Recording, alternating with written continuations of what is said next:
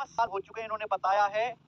और SSC underline करता है कि मेरे भाई की पेपर ट्रांसपेरेंट तरीके से हो, फेयरनेस हो रिक्रूटमेंट में, और जितने भी रिफॉर्म्स इंट्रोड्यूस किए गए हैं वो लाखों बच्चों को बेनिफिट करें और सिंसियर कैंडिडेट की जो है जॉब लगे, ठीक है मेरे भाई, और वो नौकरी पे जाएं। ऐसा गोल्डन जुबली पर एसएससी ने अपने वादा लिया है। ये पूरी प्रेस रिलीज आई है एसएससी की तरफ से, गवर्नमेंट के ऑफिशियल पीआईबी जो है ट्विटर हैंडल पे। कुछ बहुत बढ़िया चेंज एसएससी ने किए। एसएससी ने अपना ऑफिशियल ट्विटर अकाउंट बनाया मेरे भाई, एक्स हैंडल बनाया। मैं आपको सब कुछ बताऊंगा इस वीडियो में। पहले एसएससी की तरफ से जो इंपॉर्टेंट नोटिस है उनकी वेबसाइट पर सीजल के एग्जाम को लेके, फिर 12 सितंबर से 26 सितंबर तक एसएससी सीजल का पेपर हुआ था। कई सारी शिफ्ट में एग्जाम कैंसिल हुआ था। इन्होंने ग्रीवेंस पोर्टल बनाया था, उस पर बहुत सारे बच्चों ने अपने टेक्निकल ग्लिच को लेकर कंप्लेंट दर्ज कराई। अब ऐसे स्टूडेंट का मेरे प्यारे भी एग्जाम इन्होंने शेड्यूल किया है 14 अक्टूबर को। 14 तारीख को ऐसे बच्चों का जो है पेपर हो जाएगा। उसके बाद मेरे प्यारे 5 अक्टूबर से इनके एडमिट कार्ड आना शुरू हो जाएंगे। ठीक है, ये वेबसाइट पर चेक करते हैं, वैसे ईमेल भी करेंगे, एसएमएस भी करेंगे। ओके, और उसके अगले ही दिन ये कह रहे हैं कि आंसर की भी देंगे मेरे भाई। सारे कैंडिडेट को इंटीमेट किया जाएगा रीशेड्यूल एग्जामिनेशन के बारे में ईमेल से, एसएमएस से, consult by regional office of commission. ये एसएससी वाले बच्चों के लिए ऑफिशियल नोटिस है। अब ये जो इतना लंबा चौड़ा प्रेस रिलीज एसएससी से ने निकाला है, मैं इसको शॉर्ट में समझाता हूँ, ध्यान से सुनिएगा। ठीक है, समरी में आपको बता देता हूँ।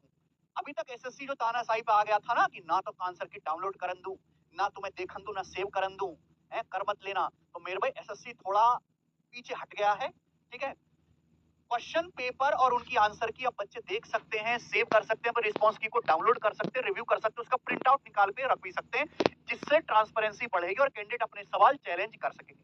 हम भी तो ये समझा रहे थे तुम्हें कि जब बच्चों की आंसर की पता ही नहीं चलेगी मेरी भाई, तो हमें कैसे पता चलेगा कि एक शिफ्ट में कितने कितने सवाल गलत है, बच्चे को कौन से सवाल चैलेंज करने कौन से नहीं करने हैं। हैं? हम भी तो ये कह रहे थे, आप ही ये आंसर की नहीं देंगे, ये नहीं करेंगे, वो नहीं करेंगे, काहे रोने लगे थे। ठीक है, अब एसएससी सुधर गया है। हालांकि अभी भी एनालिसिस बैन है, जो एसएससी का बिल्कुल सही डिसीजन है। ऑन गोइंग एग्जाम में क्वेश्चन पेपर को ना तो डिस्कस करना चाहिए, ना सर्कुलेशन करना चाहिए, ना आंसर की बतानी चाहिए। लेकिन एग्जाम हो जाने के बाद जब उसकी आंसर की सभी बच्चों के लिए पब्लिक होनी चाहिए, सभी बच्चे उसको आपस में डिस्कस कर सकें, और उसके बाद हम भी आपको तैयारी कराने के लिए बेहतर उसको सॉल्व करा सकें। एक चीज और है कि अब चैलेंज भी कम कर दी गई है। पहले पर सवाल आपको 100 रुपए देने पड़ते थे, जो रॉन्ग क्वेश्चन था चैलेंज करने के लिए, उसे घटाकर 50 रुपए कर दिया गया है। इससे स्टूडेंट पर फाइनेंशियल बर्डन कम होगा। वो तो कम होगा ही, हालांकि 50 रुपए से किसी का बर्डन कम नहीं होता, लेकिन इनको पता है कि हमें तो 10-10 12 सवाल कम देने, तो हिसाब से तो 500 रुपया का बर्डन पड़ेगा बच्चों पे। है 100 रुपए के हिसाब से तो बहुत बर्डन हो जाएगा, तो उसको कम करने की बात कर रहे हैं, क्योंकि एक आध सवाल गलत हो तो बच्चा 100 रुपए ले लेगा, ये तो कई सारे सवाल गलत करेंगे। नॉर्मलाइजेशन का एसएससी ने अब तरीका बदल दिया है। अब इक्वी परसेंटाइल नॉर्मलाइजेशन लागू किया गया, मतलब अब कैंडिडेट का रिजल्ट परसेंटाइल बेसिस पे होगा, जिससे अलग अलग शिफ्ट की डिफिकल्टी लेवल को बैलेंस किया जाएगा। जो पहले वाला था नॉर्मलाइजेशन मेथड, वो हटा दिया गया है।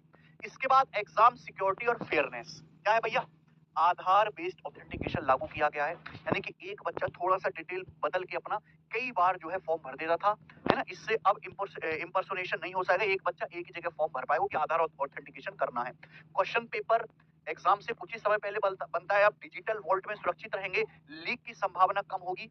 बता रहे हैं कि स्पेशलाइज्ड आईटी एजेंसी हायर की गई है, हैकिंग जो एग्जाम में हैकिंग होती है और माल प्रैक्टिस को रोकने के लिए। लेकिन फिर भी इतनी सारी खबरें आ रही हैं, मैं आपको दिखाऊं चेयरमैन साहब, ये जो इतनी सारी खबरें जो अखबार में आई हैं, ये गैंग ने कहा था परीक्षा हॉल में सिर्फ माउस हिलाते रहना।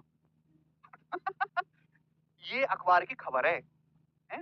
उन्होंने कहा कि बैठ के आप माउस हिलाते रहना, हम आपका पेपर बाहर से सॉल्व करेंगे। आपने कौन सी स्पेशलाइज्ड आईटी एजेंसी हायर की है जो माउस हिलवाने को रोक नहीं पा रही है, आप बताइए। बाहर से पेपर सॉल्व हो रहा है, अखबार की कटिंग है। सीजल परीक्षा मामले में पटना का अभ्यर्थी गिरफ्तार है। सभी प्रश्नों के उत्तर के विकल्प स्वतः टिक हो रहे थे। कौन सी ऐसी आपने हैक करने वाली एजेंसी हायर करी है जिसको लौंडे हैक कर ले रहे हैं, आप बताइए। हैं? इतनी सारी गड़बड़ी, और ये नोटिस भरा पड़ा है भाई। ये एसएससी सीजल परीक्षा में सिस्टम हैक कर गड़बड़ी करने वाले इंटरस्टैंड गैंग के 4 गुर्गे गिरफ्तार। ना जाने ऐसे कितने गैंग चल रहे होंगे। एसएससी को खुद सामने आके ऐसे लोगों पे एफआईआर करनी चाहिए और इनको आजीवन कारावास की सजा दिलवानी चाहिए, इनको डिबार्ड करना चाहिए मेरे भाई, जो भी जितने भी लिंक लोग पाए जाएं।